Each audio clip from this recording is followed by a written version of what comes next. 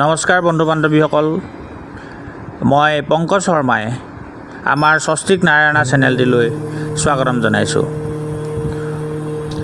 মই আজি আপোনালোকৰ ওচৰলৈ আমি জীয়াই থকা জীৱনত শান্তি, সাংসাৰিক অশান্তি আৰু ৰোগৰ পৰা মুক্তি, অন্যান্য ধৰণৰ গ্ৰহগতি পীড়াত পৰি থকাৰ বাবে আমি এইবিলাকৰ সন্মুখীন হ'বলগীয়া হওঁ। গতিকেলৈ এইবিলাকৰ পৰা মুক্তি পাবৰ কাৰণে আমি নৱগ্ৰহৰ প্ৰত্যেকটো গ্ৰহক কেনেকৈ আমি প্ৰণাম কৰিব লাগে তাৰ মন্ত্ৰটি লৈ আপোনালোকৰ ওচৰত। প্ৰিয় বন্ধু বান্ধৱীসকল, আমি জানো যে আমাৰ নৱগ্ৰহ তাত 9টা গ্ৰহ আছে। এই গ্ৰহকেইটা হৈছে একাদিক্ৰমে ৰবি, চন্দ্ৰ, মংগল, বুধ, বৃহস্পতি, শুক্ৰ, শনি, ৰাহু আৰু কেতু। গতিকেলৈ আমি ৰবিক কোনটো মন্ত্ৰৰে প্ৰণাম কৰিলে তেওঁ সন্তুষ্ট হয়, তেনেকৈ চন্দ্ৰক কোনটো মন্ত্ৰৰে প্ৰণাম কৰিলে তেওঁ সন্তুষ্ট হয়, এই মন্ত্ৰকেইটি আপোনালোকৰ ওচৰত লৈ আহিছোঁ। প্ৰিয় বন্ধু বান্ধৱীসকল, এতিয়া আহিছোঁ আমি মন্ত্ৰৰ ওচৰলৈ।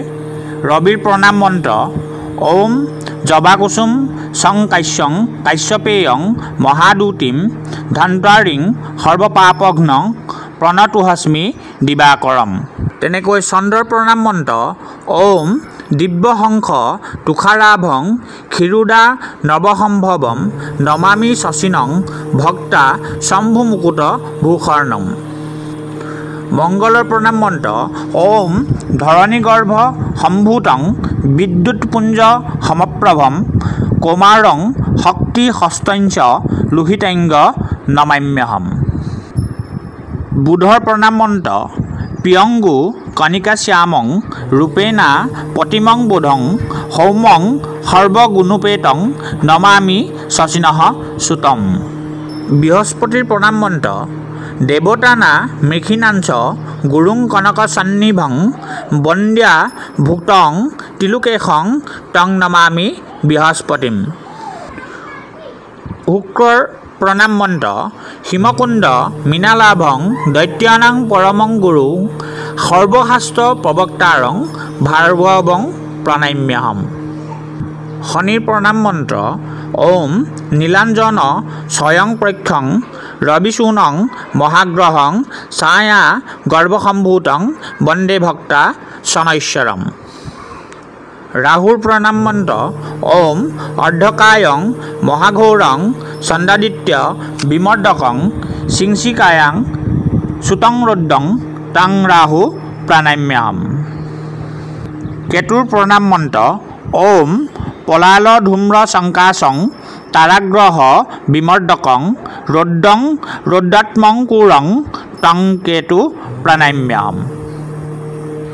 প্ৰিয় বন্ধু বান্ধৱীসকল, স্বস্তিক নাৰায়ণা চেনেলটিৰ যোগেদি যোৱা মন্ত্ৰসমূহ বা ৰাশিফলসমূহৰ পৰা আপোনালোকে যদি সুফল পাইছে তেন্তে স্বস্তিক নাৰায়ণা চেনেলটিক ছাবস্ক্ৰাইব কৰক আৰু কাষতে থকা বেল আইকনটি ক্লিক কৰিবলৈ নাপাহৰিব।